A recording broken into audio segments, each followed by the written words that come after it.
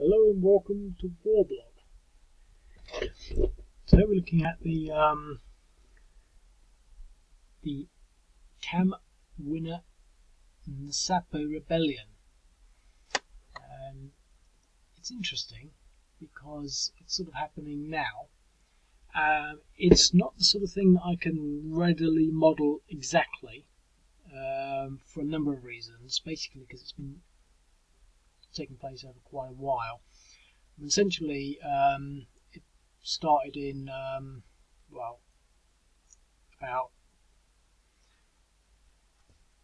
about June 2016. Kamwina Nsapu he basically started to call for an insurrection, and essentially the militia is named after him, and they attacked sort of local police. And on 12th of August 2016, he was killed. So that's him there, Kamwina Nsapu. Now he won't get killed on the 12th of August because I don't have that sort of mechanic in. I'm not really sure that I sort of want to do those sorts of things.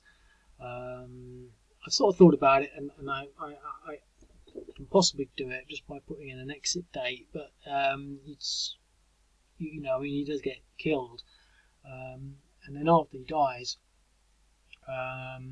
essentially more and more people sort of rise up, as Kamwina Nsapu militants. Now, basically, he rises up after there's a few things in there. It doesn't necessarily. I watched something and it talks about one of the presidents of the Democratic Republic of Congo not stepping down at the presidential election. But essentially, as part of Wikipedia, he sort of the tensions flare after the election, and the opposing sort of party to Kamwina Nsapu, they elected a lot of tribal chiefs. They elected a lot of people close to them as opposed to the local tribal chiefs, who essentially Kamwina Nsapu was. His name meant black ant. But anyway, so he sort of rises up, and you get these units, and some of them turn on a little later. Now, it's not a game that is swamped with units, and it's deliberately a large map, and so I don't know how this is going to play. So this is sort of almost as much of an experiment as anything else, which is one of the reasons that I haven't actually given it a thing yet, because I don't really know whether or not it's good to go. So I'm going to just do this video. It's one that you either say Dr. Congo, and it sounds like something out of James Bond, or you call it Democratic Republic of the Congo, and it takes up half the map. Angola obviously is a lot more economical in the size of their national name.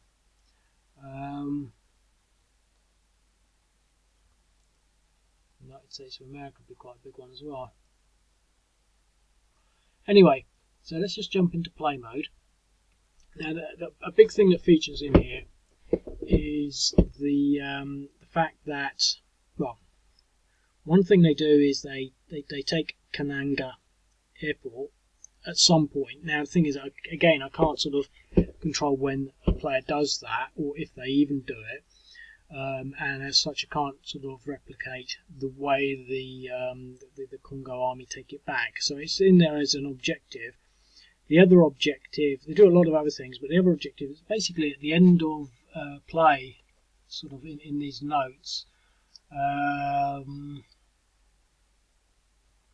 Basically, they destroy 20 villages. It's been ongoing, so if you consider the beginning to be around about August 2016, by September 2016 the militia had captured 180 kilometres from Kananga, and later captured Kananga Airport. So that's quite a lot, and quite a lot of people die, obviously. 49 people in total, 27 militiamen, 16 policemen, 6 civilians, 185 militiamen captured.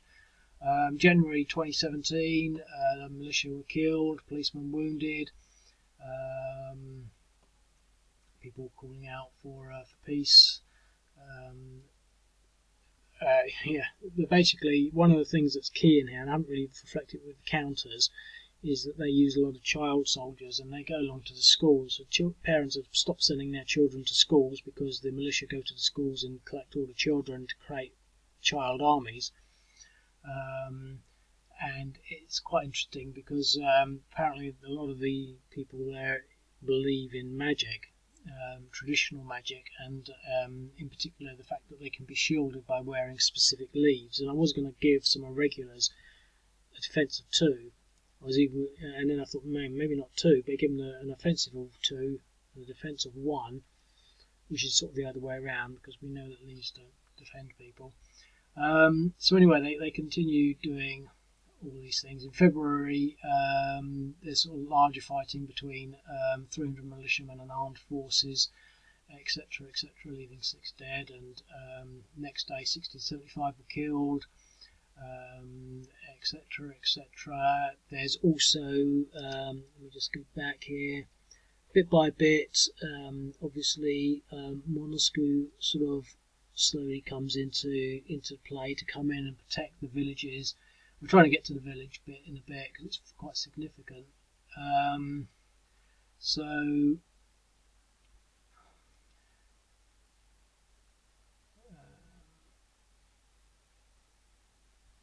Yeah, there's on the 24th of March, militiamen reportedly killed and decapitated at least 40 policemen, and they only spared 6 who spoke the local Bajila language. And then they reportedly fled with all the guns originally belonging to the police. On the 15th of April, the government returned the body of Kamwina Nsapu back to the militia, which was one of their key demands, to try and ease the tension. And in June 2017, which is sort of this month, the Reuters reported that 3,300 people have been killed since October 2016, and 20 villages have been completely destroyed, half of them by government troops, according to the Catholic Church, which is interesting actually because I haven't done it that way around. So basically, I mean, if you read between the lines, there's a lot of sort of genocide. I mean, the militants are sort of essentially, I haven't read that bit out, but there's somewhere in here it states that they are selectively targeting people of the opposite sort of creed, or so it's Luba. Have a look.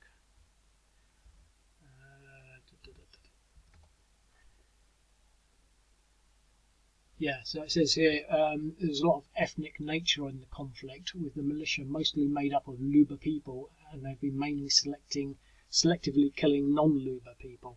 So essentially what we've got here is the sort of ethnic tension type conflict. So we start off with actual Kamwina Nsapu as a command element. I was going to put him just in there normally, but on their first turn, it's a bit odd because we've got quite a big unit there. So, but I think what we're going to do is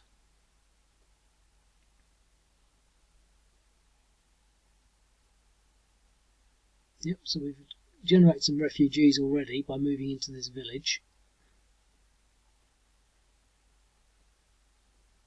So really what I should do is possibly add in some more government villages or Luba villages that the government can then raise. So we'll end that turn.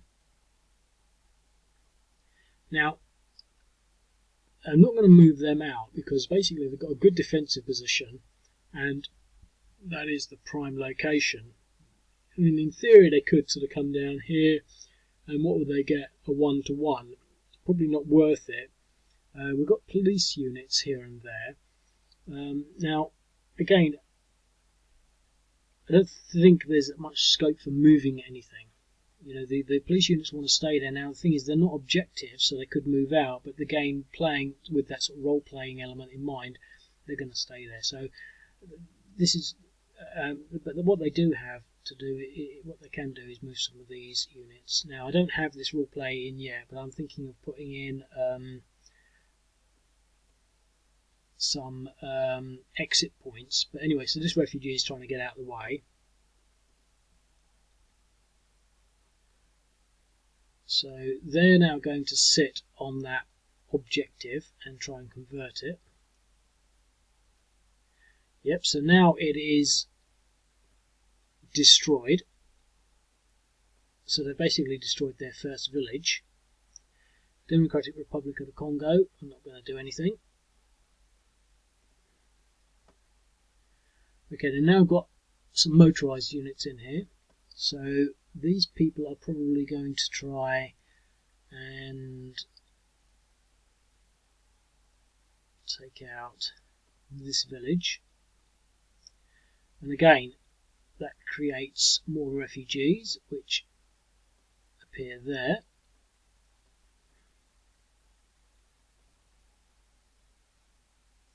And now it's the DR Congo. Now they're going to try and steer as far from this unit as possible. They've got some more police units that have just appeared here.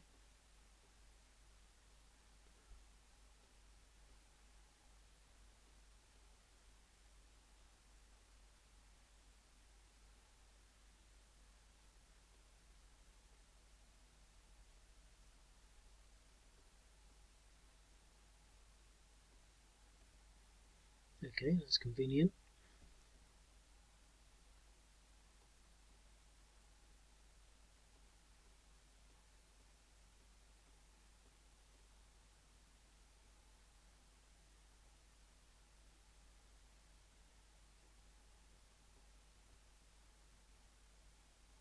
You should be able to move one. You started there, 1, 2, 3, 4. That's going to be here. So they move slower than the police, it appears. Okay, so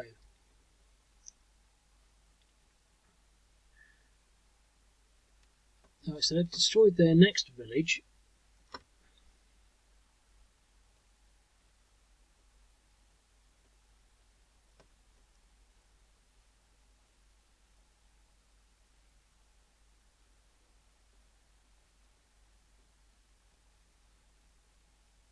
And they enter this village, creating more refugees. Let's see what's happening there.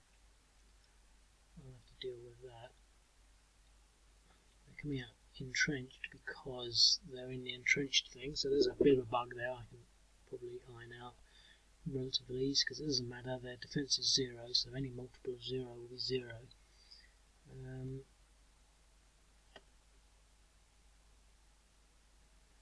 what I'm going to try and do here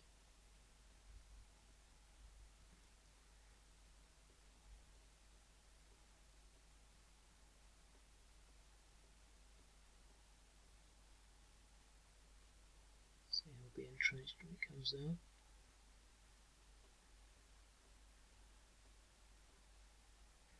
Okay.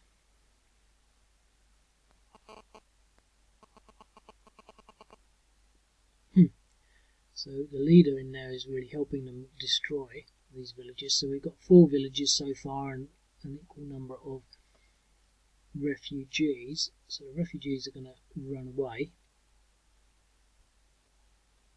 Yeah, we can't go across the river.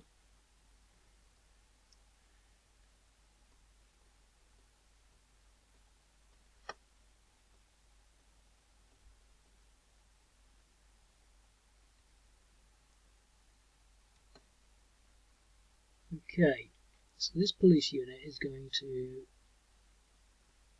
enter this village.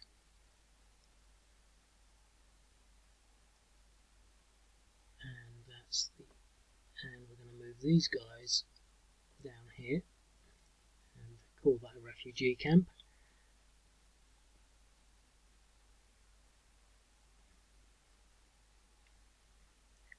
I'm probably going to continue this on for the next one because I want to just talk generally about what's happening. I think it's quite significant, and it's got 8 seconds left, so I'm not going to do anything yet, so stay tuned. Okay, so I've going to do another round. I've made the change so that these units won't be entrenched, although because this game started, it won't take effect in this game. So the DR Congo. Is there movement? No. Okay, so I've also added a Kamwina Nsapu refugee unit in a sort of, a village that will be a green objective that the Congo player can then go and raise. So we've got some more units here, so they're going to just jump into this village, creating entrenched refugees. Now, we could have the first combat here.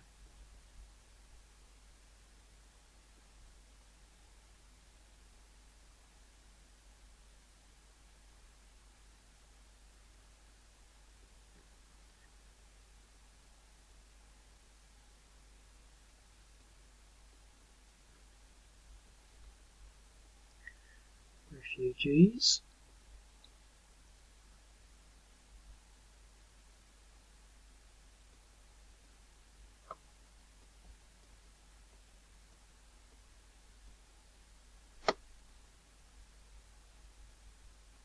And look, we've got some MONUSCO units there now.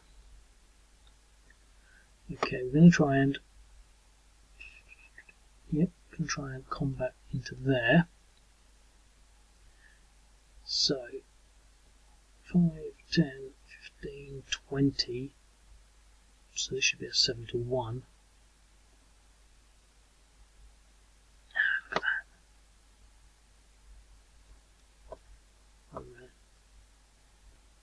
Okay, I think I've cleared that. So these are quite strong units. They managed to take that little guy out with no problems at all.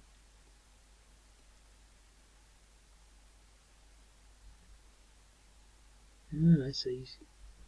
Okay, I won't even worry about thinking about that. It shouldn't be happening there. Okay, so that's the first bit of combat against the police units. They destroyed that village. That unit is still yet to go grey, but this one seems to have gone grey. I don't know why that did and this one didn't. They seem to have gone in at the same time. Okay. However, we've got police units over here now.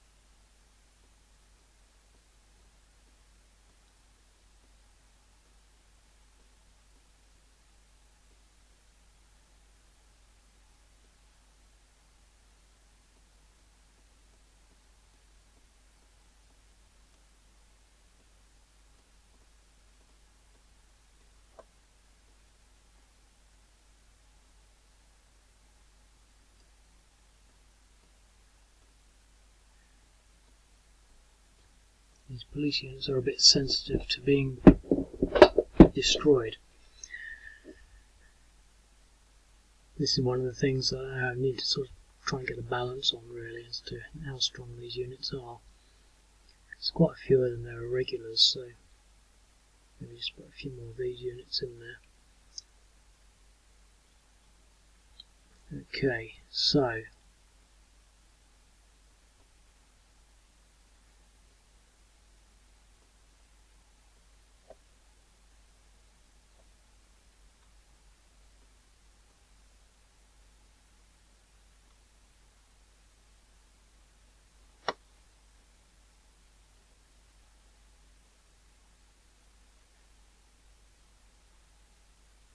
Doesn't seem to be turning at all.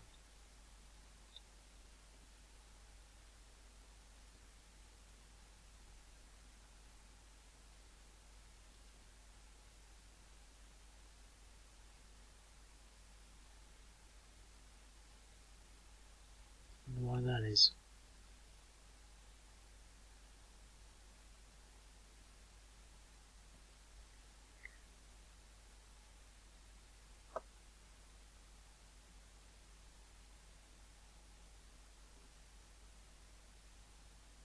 Well, I think I'm going to try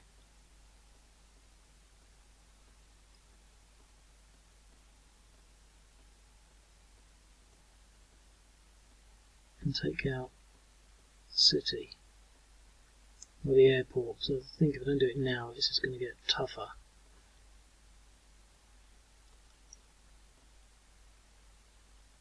One to one, that was it. 5, 10, 15, 20. That's interesting. Because they had the leader in that gave them the bonus. I just thought they would have far more than that. I didn't really think. And they were lucky they got a DR.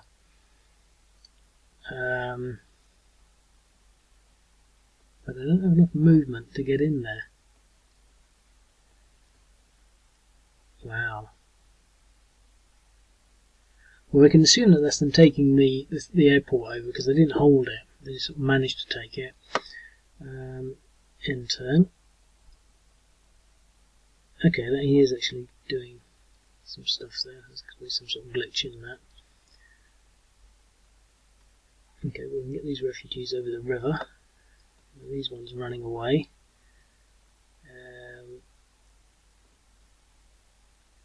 The refugees here who retreated are still alive, so they're going to run away. We've got reinforcements, which should definitely make it a lot harder. Going to move some police units this way.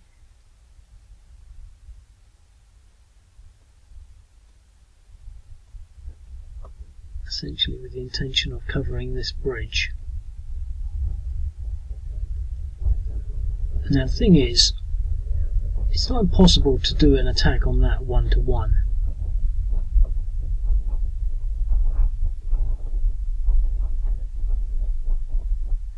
So this guy's going to come down here and try to protect some refugees.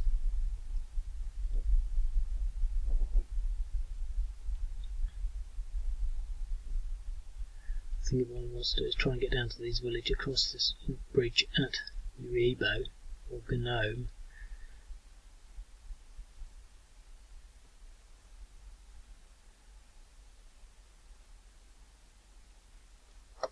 Okay, so they pretty much sort of just took the airport, but then they just lost it sort of almost instantly. And we've got some more units here now, which is why they shouldn't have left that empty, but it's not an objective, so there you go. 2, 3, 5. So we get some more refugees there. It's going to stay there.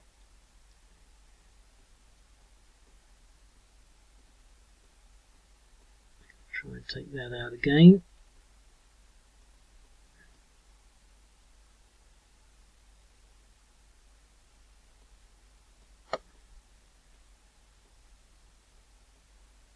Okay, now it's their turn.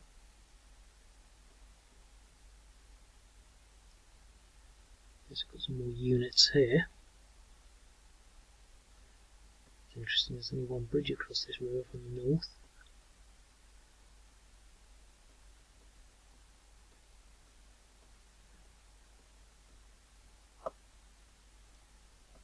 Okay.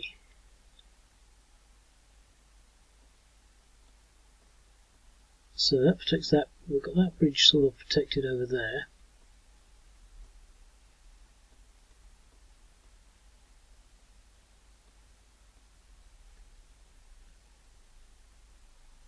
That was stupid because we didn't go for that.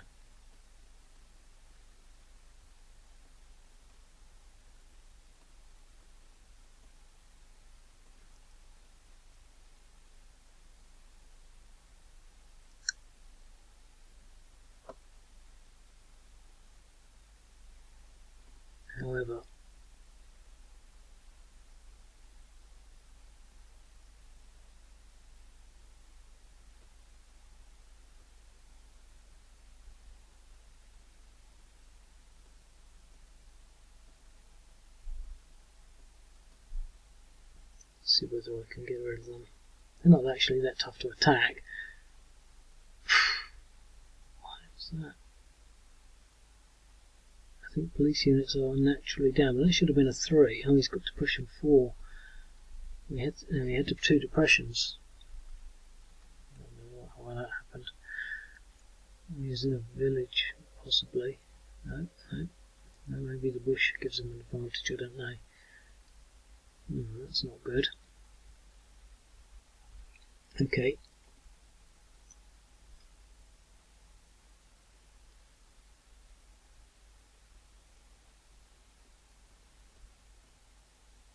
Well, I seem to be wreaking havoc.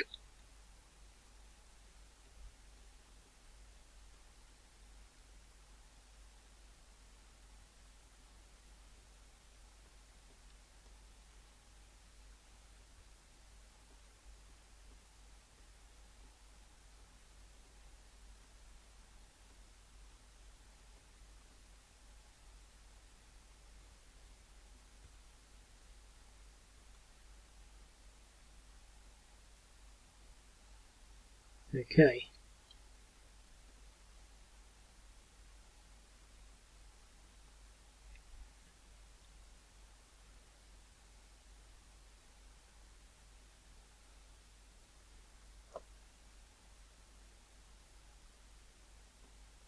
This is what I should have done with this unit last time.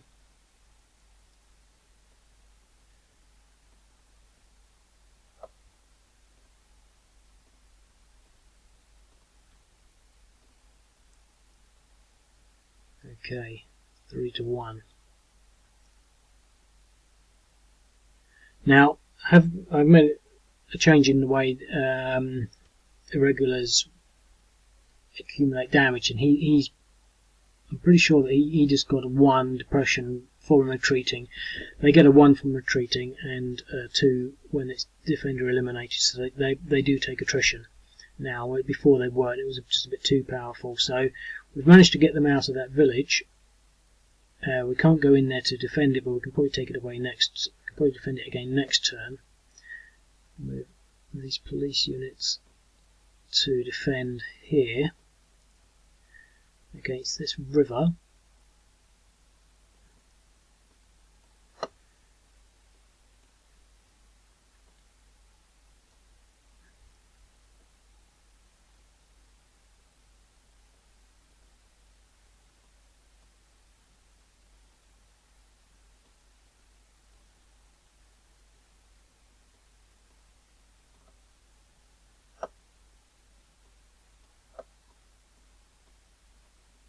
Okay, so we've got defence there, there and there, and down here, so it's just this one rogue unit we've managed to oust. Not sure whether I had him movable last time. Anyway, so there's only a minute left. I'm not going to play any more. I think it's quite interesting, the gameplay.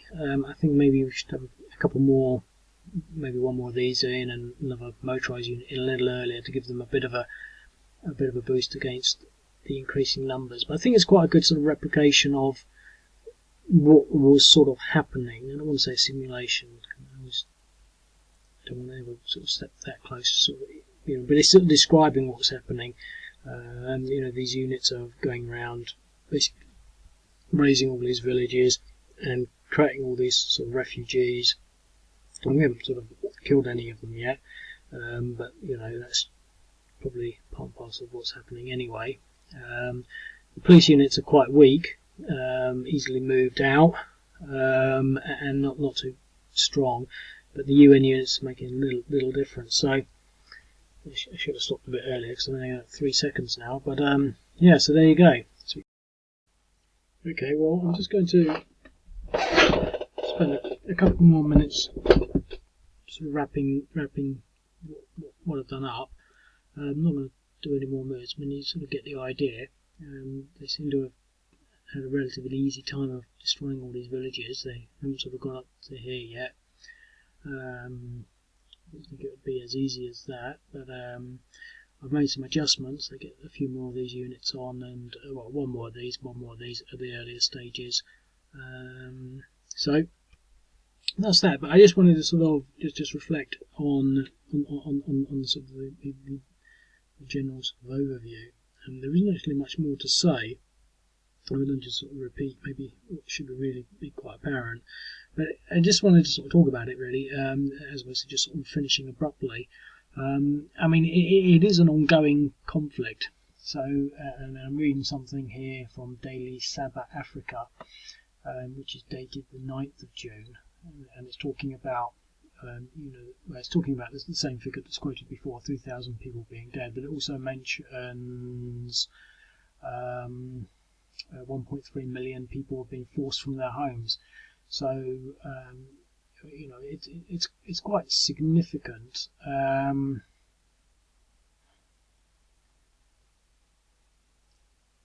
I mean, they seem to be giving the government ultimatums.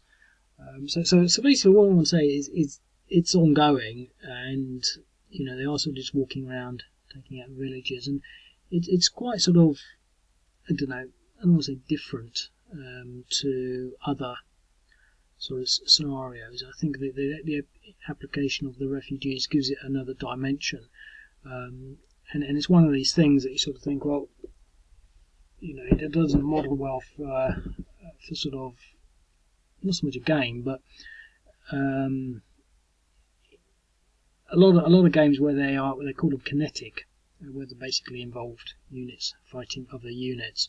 Well, we've only had one conflict here. We've had two or three. We had a failed attack against it was an exchange, I think, against we won. We basically knocked them out of Kananga, but then they reinforced it quickly, which is sort of almost what happened historically. We had these militants trying to raise this village, but our first attack failed, but the second one was successful.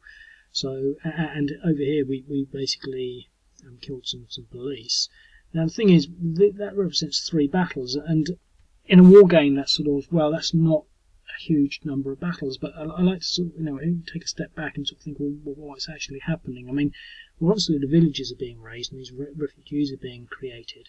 But over here we had a fairly significant battle where we sort of lost because the Congo player lost because they were sort of a little depressed and the odds weren't quite in their favour. They had the MONUSCO unit come in to help them, plus they had some extra police units, and then they managed to force them to retreat. So that could be quite a significant battle in its own right.